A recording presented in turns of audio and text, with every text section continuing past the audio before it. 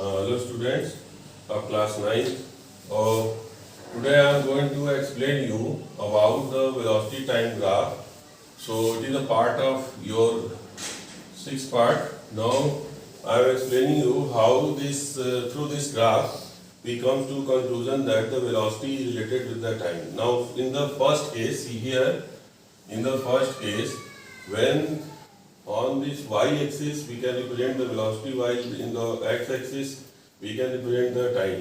तो अगर हम यहाँ पर देखेंगे कि ये जो स्लोप हमारा है, इन दोनों स्लोप के बीच का जो रिजल्ट हमारा है वो m जो हमारा आ रहा है वो इक्वल टू 0 हो रहा है. तो इसका मतलब कि ये आपकी यूनिफॉर्म वेलोसिटी है और ये कॉन्स्टेंटली मतलब बॉडी या तो रुकी हुई है या तो मतलब एक स्टेट मतलब कुछ इस तरीके से मतलब बहुत ही इसमें कांस्टेंट है. तो ये हम कह सकते हैं कि body with the uniform velocity का जो ग्राफ होगा, अगर वो हम एक्स एक्सिस टाइम के रिस्पेक्ट में निकालेंगे, क्योंकि यहाँ पर एक देखिए ये डिपेंडेंट है और ये इंडिपेंडेंट क्वांटिटी, ये इंडिपेंडेंट और ये डिपेंडेंट है. तो इस तरीके से हम लोग यहाँ पर देखते हैं कि ये चीज़ कांस्टेंट है, इसलिए इसको हम यूनिफॉर्म वेलोसिटी से बताते हैं. अब चलिए हम दूसरे केस में अगर आते हैं तो यहाँ पर हमारा यूनिफॉर्म एक्सेलरेशन है. यूनिफॉर्म एक्सेलरेशन का मतलब ये होता है कि अगर वेलोसिटी मान लीजिए कि आपकी 1 मीटर पर सेकेंड है और यहाँ पे आपका टाइम अगर 1 सेकेंड हो रहा है, तो ये अगर हम इन दोनों का अगर हम ये कंक्लूजन देखेंगे तो ये दोनों एक साथ बढ़ते हुए दिशा में आएंगे, इंक्रीजिंग ऑर्डर में आ जाएगा आपका. तो ये हमेशा ये इंक्रीजिंग है तो यूनिफॉर्म एक्सेलरेटेड ग्राफ इसको कहा जाएगा. तो इन दोनों का वेलोसिटी अपॉन टाइम आपको पता है कि अगर हम वेलोसिटी अपॉन टाइम अगर निकालते हैं किसी भी चीज का रेशियो, तो उसका रिजल्ट हमारा एक्सेलरेशन आ जाता है. तो यहाँ पर एक्सेलरेशन आप देखेंगे और यहाँ पे जो हमारा जो इनिशियल वेलोसिटी है वो हमारा ओरिजिन से शुरू हो रहा है, इसलिए इनिशियल वेलोसिटी यहाँ पर इस केस में हमारा 0 है.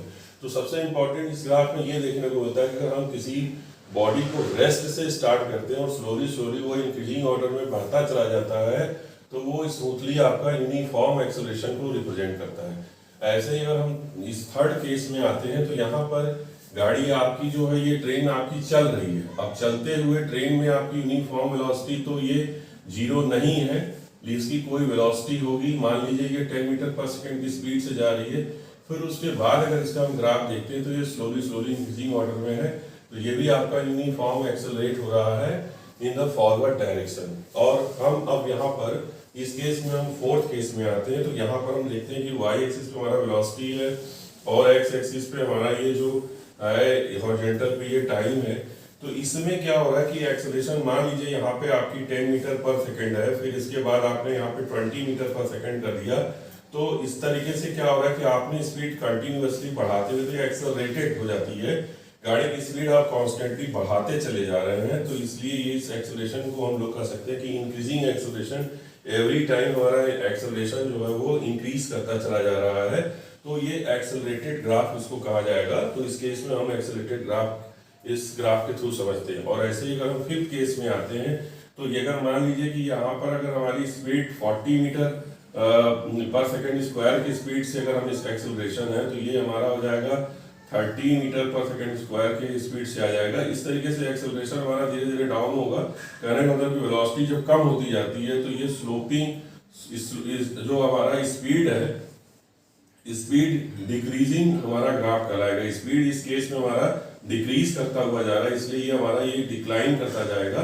इसलिए इसको हम स्पीड जो है डिक्लाइनिंग ग्राफ कहते हैं. और अगर हम सिक्स केस में आते हैं तो अगर मान लीजिए कि स्लोप पर से यहाँ से कोई बॉडी आती है, तो ये आपकी यूनिफॉर्मली क्या होती है, वो डिक्रीज करती चली जाती है. निगेटिव एक्सेलरेशन, यहाँ पे हम ब्रेक लगाने की कोशिश करते हैं स्लोप पर, और ये निगेटिव हम लोग इसको एक्सेलरेट करके धीरे धीरे गाड़ी को छोड़ते हैं.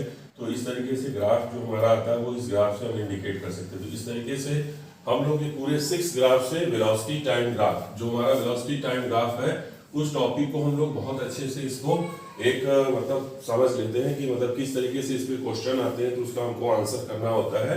और इसके पहले भी हमने आपको डिस्टेंस टाइम ग्राफ के बारे में पहले हमने इसके वीडियो में एक्सप्लेन कर रखा है. तो ये आपके चैप्टर का समझिए कि ये एंड है और इसके बाद सिर्फ एक टॉपिक बचता है हमारा, that is uniform circular motion. वो हम आपको एक्सप्लेन करेंगे नेक्स्ट टाइम. ओके.